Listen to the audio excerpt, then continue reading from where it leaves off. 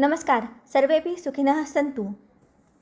मंगळवार दिनांक 3 मार्च 2026 म्हणजेच फाल्गुन शुद्ध पौर्णिमा, होळी पौर्णिमा या दिवशी खग्रास चंद्रग्रहण ग्रस्तोदित स्वरूपाचे आहे.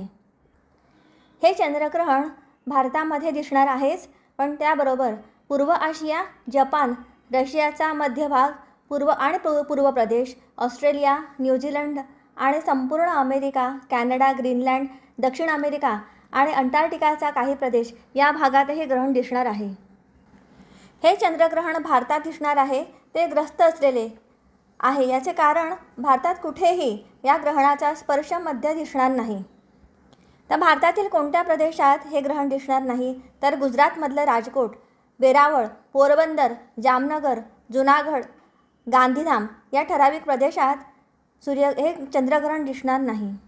भारतातील ज्या प्रदेशामध्ये ग्रहण दिसणार आहे तिथे ग्रहणाचे नियम पाळावे लागतील. आता चंद्रग्रहणाचा पुण्यकाल कधी आहे तर चंद्रोदयापासून म्हणजे आपल्या गावचा सूर्यास्त कधी आहे ते पाहून ग्रहण मोक्षापर्यंत हा थोडासा वेळ पुण्यकाळाचा आहे. आता ग्रहणाचे वेध कधी सुरू होत आहेत तर हे ग्रहण ग्रस्तोदित आहे म्हणून मंगळवारी 3 मार्च 2026च्या सूर्योदयापासून मोक्षापर्यंत म्हणजे संध्याकाळी 6:48 ग्रहणाचे वेध पाळावेत.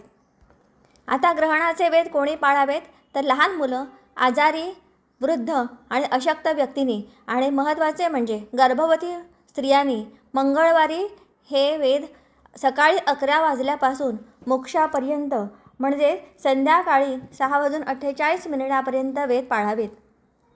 या वेध काळामध्ये भोजन निषेध आहे म्हणजे जेवायचे नाही, अन्नपदार्थ खायचे नाहीत, पण पाणी पिणं किंवा मलमूत्र उत्सर्जन करणं आणि झोप घेणं ह्या गोष्टी करता येतील.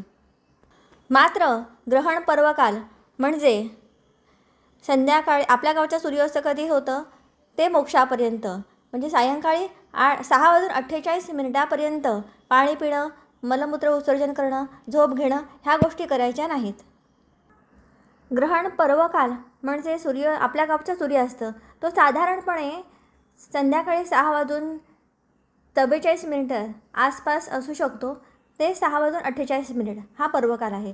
याच्यात म्हणजे ह्या 5 ते 10 मिनिटाच्या काळामध्ये पाणी पिणं, मलमूत्र उत्सर्जन ही कर्मसुद्धा करायची नाहीत.